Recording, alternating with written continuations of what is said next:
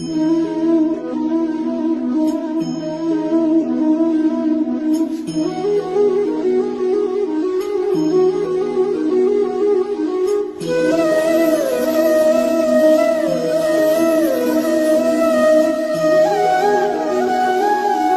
महादेव, जय श्री महाकाल। कैसे हैं आप? कमेंट बॉक्स में जरूर बताइएगा। मैं हूं आपके साथी। इस समय आप अपना और मेरा दोनों का यूट्यूब चैनल देख रहे हैं। हम बात कर रहे हैं कि हमें क्या कैसे पता चले कि हमारे ग्रह जो हैं वह पीड़ित हैं या नहीं हैं। हम बहुत बार होता है कि हम अपनी कुंडली दिखाने जाते हैं तो हमें डरा दिया जाता है कि आपके राहु की वजह से आपको ये प्रॉब्लम हो रही है, आपके शनि के कमज़ोर होने की वजह से आपको यह प्रॉब्लम फेस करनी पड़ रही है, शनि देव आपको दंडित कर रहे हैं, शुक्र ग्रह आपके जो हैं वह पीड़ित हैं, बृहस्पति ग्रह पीड़ित हैं। किसी न किसी ग्रह की पीड़ा की हमें बताकर हमें डरा दिया जाता है और हमें बहुत सारे पैसे खर्चने पड़ जाते हैं। बल्कि अगर वो ग्रह पीड़ित हो या ना हो हमें नहीं पता चलता, क्योंकि हमें नहीं आता कि कैसे। लेकिन आज हम आपको बताएंगे कि ग्रह जब पीड़ित होते हैं, नेगेटिव असर डालते हैं, तो उनके लक्षण क्या होते हैं। हमें कैसे पता चले कि कौन सा ग्रह हमें पीड़ित कर रहा है, कौन सी पीड़ा से हमें पता चलेगा कि यह पीड़ा किस ग्रह की वजह से हमें है, हमें कौन सा उपाय करना चाहिए, हमें कैसा उपाय करना चाहिए कि हमारी ज़िंदगी में जो भी ग्रह पीड़ित है वह ठीक हो जाए, उनकी पीड़ा शांत हो और वह हमें आशीर्वाद दें, हमें शुभ फल दें। आइए हम बात करते हैं। हम बात इस समय कर रहे हैं 4 मेन ग्रहों की जो इस साल के लिए बहुत ज़रूरी हैं। हमने बात करी राहु की, हमने बात कर राहु देव की बात करी, हमने बात करी शनि देव की। शनि देव का यह साल है, शनि देव राजा हैं, तो यह ध्यान रखिए कि जो भी कुछ करें वह ध्यान से करें। यह कलयुग है, आज कर और कल फल प्राप्त कर। यह कोई ऐसा टाइम नहीं है कि हमारे पुण्य जो हैं, जो हमारे कुकर्म हैं, वो बाद में हमें फलदायी होंगे, हमें बाद में फल मिलेगा। नहीं, ऐसा नहीं है। यह कलयुग है। हम आज जो करेंगे उसका असर हम कल ही अपनी जिंदगी में देख लेंगे। आज हम बात करेंगे बृहस्पति देव की। बृहस्पति देव का ग्रह परिवर्तन, राशि परिवर्तन होने जा रहा है और वह हमें बहुत कुछ देंगे और बहुत कुछ, अगर उनका प्रभाव नेगेटिव हुआ तो हमें बहुत कुछ सामना भी करना पड़ेगा। आज हम बात करेंगे बृहस्पति देव के पीड़ित होने के क्या लक्षण होते हैं। इससे बात करने से पहले मैं आपको यह बता दूं कि मैं कौन हूं। मैं आपकी एस्ट्रोलॉजर हूं, वास्तुशास्त्री हूं, अंक शास्त्री हूं, चेहरा भी पढ़ती हूं, हाथों की लकीरें भी पढ़ती हूं। आइए हम बात करते हैं कि ऐसे क्या लक्षण होते हैं कि हमें पता चले कि हमारी ज़िंदगी में जो प्रॉब्लम आ रही हैं, जिन चीज़ों को हमें फेस करना पड़ रहा है, वह कौन से ग्रह के पीड़ित होने की वजह से है, ताकि हम उपाय कर सकें। हम उपाय भी आपको बताएंगे। बहुत बड़े बड़े उपाय नहीं हैं, बहुत छोटे से उपाय हैं। अगर आप करेंगे तो आप अपनी ज़िंदगी में चमत्कार खुद देखेंगे। आप ग्रहों का प्रभाव खुद देखेंगे कि जो भी ग्रह है वह शांत हो गया और उन्होंने आपको आशीर्वाद दिया। आज हम बात करेंगे बृहस्पति देव की। बृहस्पति देव जो है वो देवताओं के गुरु हैं और यह गुरु ग्रह के नाम से हमारी कुंडली में होते हैं। गुरु का मतलब आप जानते हैं, सब कुछ हमें हमारे गुरु से ही प्राप्त होता है। हमारे अंदर कितनी बुद्धि है, कितनी शिक्षा हमने प्राप्त करी है, कैसी हमारी नेचर है, क्या हम अपनी ज़िंदगी में करते हैं, कैसे करते हैं और किसके लिए अच्छा सोचते हैं, किसके लिए बुरा सोचते हैं, यह सब हमें गुरु ग्रह से ही प्राप्त होता है। गुरु ग्रह के अगर पीड़ित होते हैं तो हमारी ज़िंदगी में बहुत गलत प्रभाव आते हैं। वह प्रभाव कैसे हैं, कैसे हमें पता चले, आज हम इन्हीं की बात करेंगे। अगर किसी की भी कुंडली में गुरु ग्रह पीड़ित हैं तो आपको लीवर संबंधित कोई ना कोई प्रॉब्लम ज़रूर होगी। हमारा लीवर खराब होने का सबसे बड़ा लक्षण होता है कि हमें समझ आना चाहिए कि हमारे ग्रहों में बृहस्पति ग्रह यानी गुरु ग्रह जो हैं वह पीड़ित हैं। हमारी पूरी ज़िंदगी आप यह सोच के चलिए और मान के चलिए कि हमारी ज़िंदगी ग्रहों से चलती है। हम जब पैदा होते हैं हमारी कुंडली बनती है और वह ग्रह होते हैं जिनको हम यह नोटिस करते हैं और वही हमारी ज़िंदगी को चलाते हैं। हम क्या पाते हैं, क्या खोते हैं, कितनी पीड़ा होती है, कितने सुख प्राप्त होते हैं। आप ज़िंदगी में क्या बोलते हैं, क्या पाते हैं। कुछ अच्छा बोलते हैं तो उसका प्रभाव कैसा होता है, किस ग्रह की वजह से। बुरा बोलते हैं तो किस ग्रह की वजह से। यह ग्रह ही होते हैं जो हम अपनी ज़िंदगी में कुछ नहीं करते। जो भी होता है हमें ग्रहों की वजह से ही प्राप्त होता है। हमारी जिंदगी में कौन सा ग्रह लाभकारी है, कौन सा हमें आशीर्वाद दे रहा है, या कौन सा नेगेटिव है, पीड़ित है, जिसकी वजह से हमें अपनी जिंदगी में प्रॉब्लम फेस करनी पड़ रही है। आइए हम बात कर रहे हैं इस समय बृहस्पति देव की। बृहस्पति देव अगर पीड़ित हैं तो हम आपको बोल रहे हैं कि आपको लीवर संबंधी कोई ना कोई प्रॉब्लम ज़रूर होगी।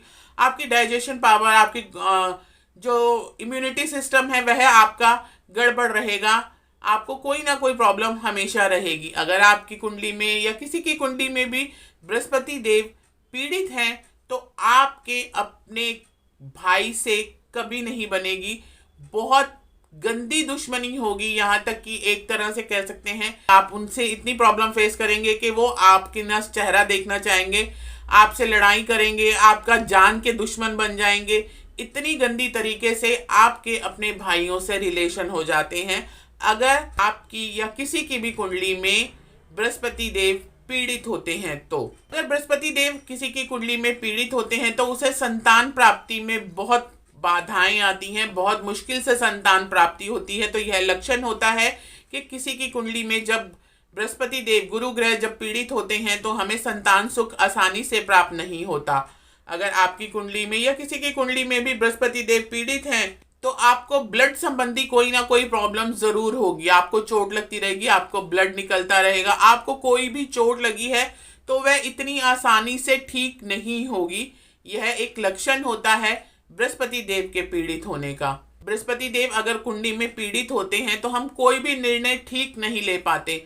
हम अगर अपनी जिंदगी में कोई भी डिसीजन लेते हैं तो वह अंततः हमें प्रॉब्लम ही फेस करनी पड़ती है। उस डिसीजन की वजह से हमें कुछ लाभ नहीं मिलता। हम अपनी जिंदगी में कोई भी कार्य ऐसा नहीं कर पाते जो हमारे लिए फायदेमंद हो या जिससे हमें लाभ प्राप्त हो। हमारा कोई भी डिसीजन होता है वह अंततः गलत ही साबित होता है।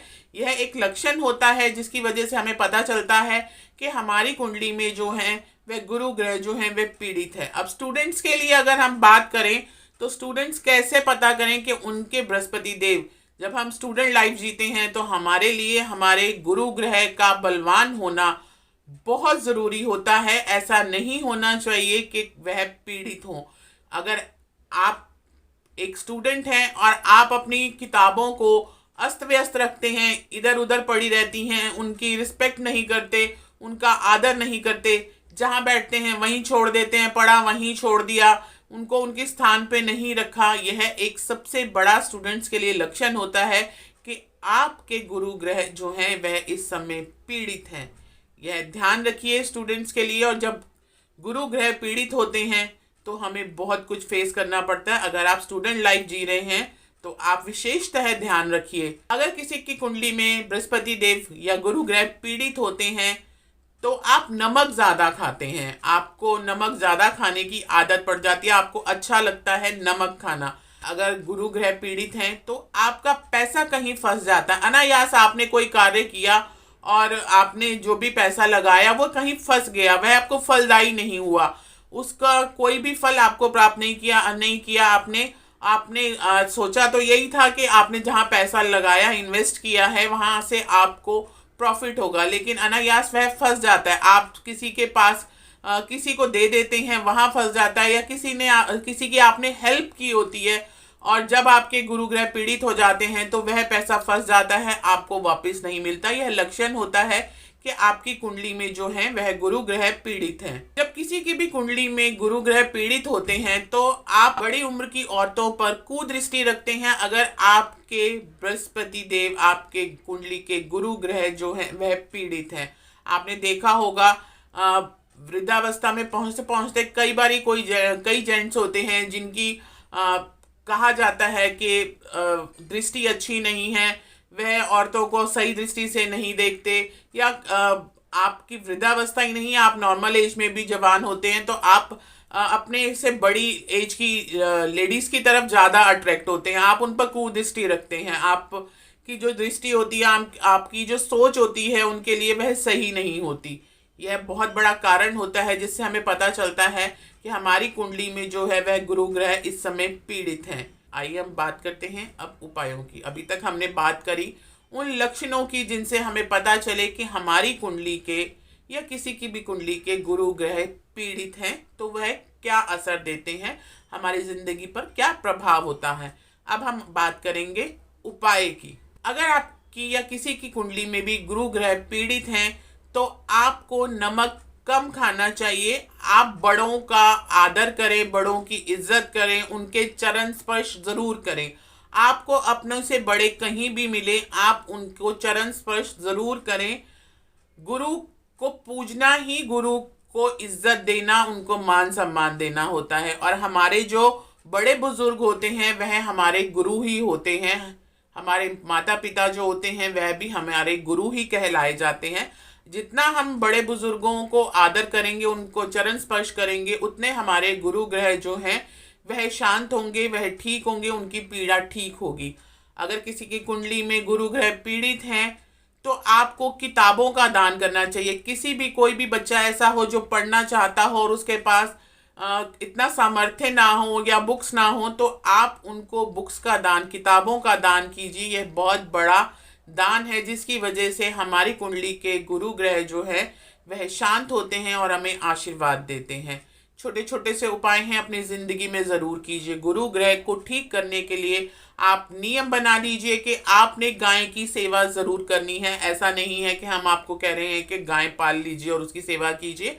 आप अपने घर में सबसे पहली रोटी जो है वह गाय की निकालिए और उसमें गुड़ रखकर गाय को खिलाइए। देखिए आपके गुरु ग्रह कितनी जल्दी ठीक होते हैं और आपको आशीर्वाद देना शुरू करते हैं। छोटी छोटी बातें हैं, ध्यान रखेंगे तो खुद ही जान जाएंगे कि आपकी कुंडली का कौन सा ग्रह जो है आप पर कैसा प्रभाव डाल रहा है। जब हम अपनी कुंडली किसी को दिखाने जाएंगे तो कोई हमें पागल नहीं बना पाएगा, कोई हमें भ्रमित नहीं कर पाएगा कि हाँ जी आपकी कुंडली में यह ग्रह पीड़ित है, इसकी वजह से आपको प्रॉब्लम हो रही है। जब हमारे को पता होगा, हमें पता होगा, सिम्टम्स हम देख रहे हैं, लक्षण हमें पता चल रहे हैं, तो हमें यह भी पता होगा कि हमारी कुंडली का कौन सा ग्रह इस समय पीड़ित है और हमारे किन उपायों से वह शांत हो सकते हैं, उनकी पीड़ा कम हो सकती है। वह उपाय हम करेंगे और हम अपनी प्रॉब्लम्स को खुद ही ठीक कर लेंगे। अगर कोई मेजर प्रॉब्लम होगी तब आप किसी विद्वान को दिखाइए अपनी जन्म पत्री और उसके हिसाब से आप उपाय कीजिए। लेकिन यह छोटे छोटे उपाय अगर आप करते हैं अपनी लाइफ में तो बहुत सारी समस्याओं का समाधान हमें स्वतः ही मिल जाता है। हमें अपने ईष्ट का आशीर्वाद मिलता है, हमें ग्रहों का आशीर्वाद मिलता है। अपनी ज़िंदगी में यह एक नियम बना लीजिए कि सुबह उठने के बाद सबसे पहले आपके ये जो हाथ हैं इसी में आपके ग्रह हैं, 9 के 9 ग्रह इसी में हैं। आप अगर चाहें तो आप अपने ग्रहों को शांत कर सकते हैं। सुबह उठें और बिस्तर से उठने से पहले ही अपने हाथों को ऐसे रगड़कर अपने ग्रहों को, अपने आप को शुभ फल देने के लिए कहिए। अगर आपको कोई मंत्र नहीं आता कोई बात नहीं, आप अपने ही भावों से, हमेशा हम आपको कहते हैं कि कोई भी देव हो या कोई भी ईश हो हमारे, वह हमारे भाव देखते हैं, हमें नहीं देखते हम क्या कर रहे हैं। अगर हमने उनको अपने भाव से बुलाया है, अपने भाव से पूजा है, उन्हें से क्षमा मांगी है तो वह ज़रूर क्षमा कर देते हैं।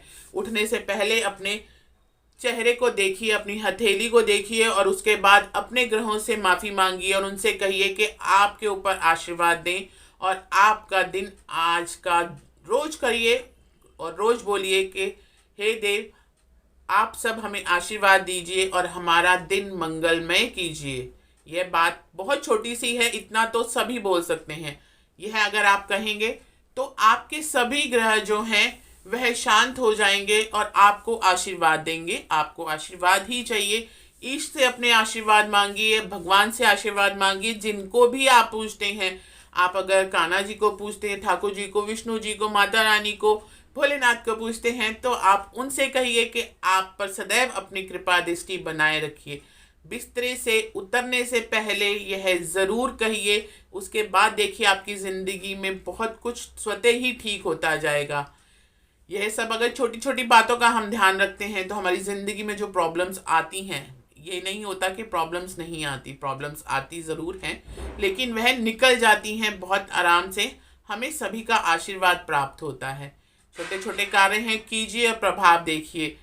वीडियो को लाइक ज़रूर कीजिएगा, शेयर ज़रूर कीजिएगा ताकि बाकी सब लोग भी यह काम कर सकें और आपको विशेष दे सकें और विश की ज़रूरत हमेशा इंसान को पड़ती है कि हमें अगर किसी का आशीर्वाद मिले, कोई इसके लिए हम अच्छा करें तो वह हमें आशीर्वाद ही देते हैं, ब्लेसिंग ही देते हैं। और ब्लेसिंग बहुत ज़रूरी होती है हमारी ज़िंदगी में।